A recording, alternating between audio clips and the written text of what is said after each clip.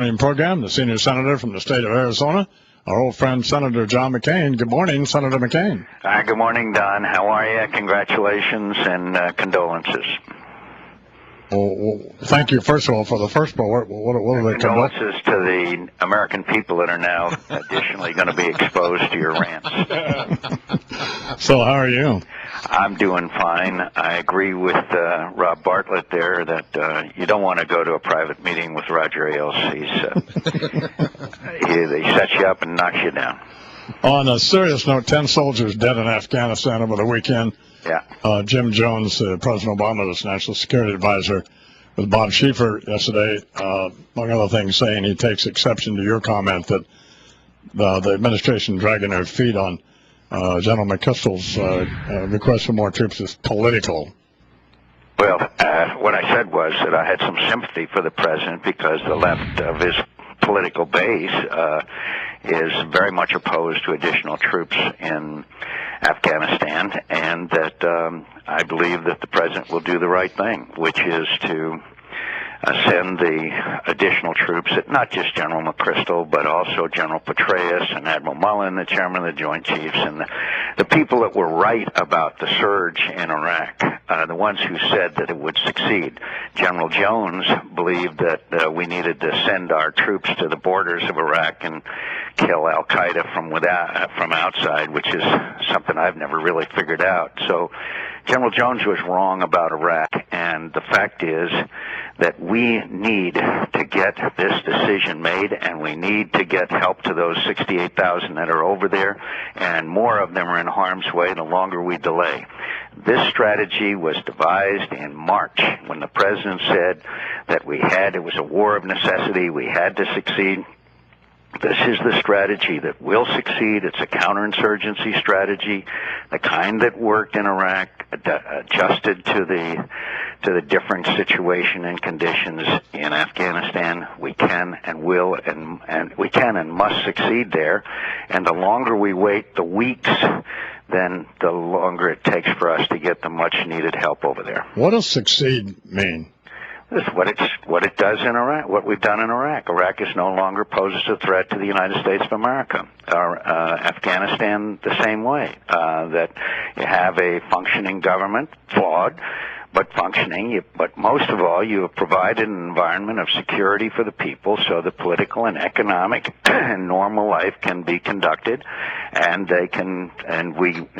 Afghanistan will no longer be a risk of the al-Qaeda reestablishing a base in Afghanistan to attack the United States of America, as happened in 9/11. And anybody that believes that you can hand over the country or significant parts of the country over the Taliban and not have to worry about al-Qaeda returning and working with them and becoming a base for attacks against the United States of America again has no understanding of the region nor the nature of the enemy, much less giving the people of Afghanistan over to the tender mercies of the Taliban. We used to, on Saturdays, take women into the soccer stadium in Kabul and hang them by the at the goalpost because they exposed their ankle. Talking with Senator John McCain here in the Imus Morning Program. The president pointed out, described this as a war of necessity. General McChrystal is his guy, but it sounds as though he's changed his mind, doesn't it?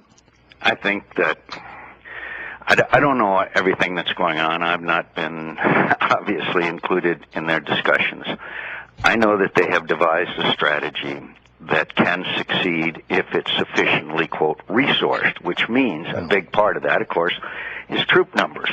And I've never seen a situation where there was a recommendation from the commander in the field for an increase in troops or numbers of troops, and first the chairman of the Joint Chiefs, and now the Secretary of Defense, who I happen to be a great admirer of, saying, I'm not sending that request on to the president.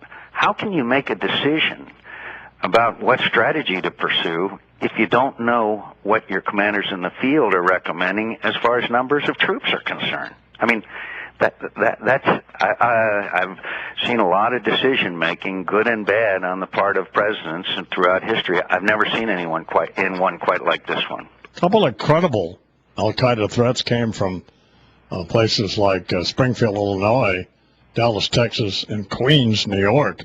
Yes, and you might recall that some of those people went to Pakistan and in order to get training and return to the United States of America. I was thinking maybe we should send troops to Queens.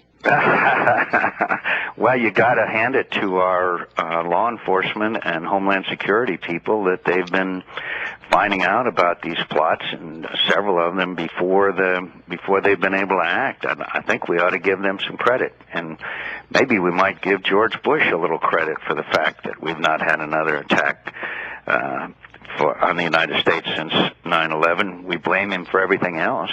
Somebody told me off the record. Well, they didn't tell me off the record. I just couldn't use their name. But they said, we're talking about why there'd been no second attack, and they said they thought President Obama was the second attack, which was an idiotic thing to say. Back to, please don't snap at me like you do sometimes, when you get cranky. But back to Afghanistan. When did I snap at you when I get cranky? But back to Afghanistan, and keeping Al Qaeda out of there or whatever.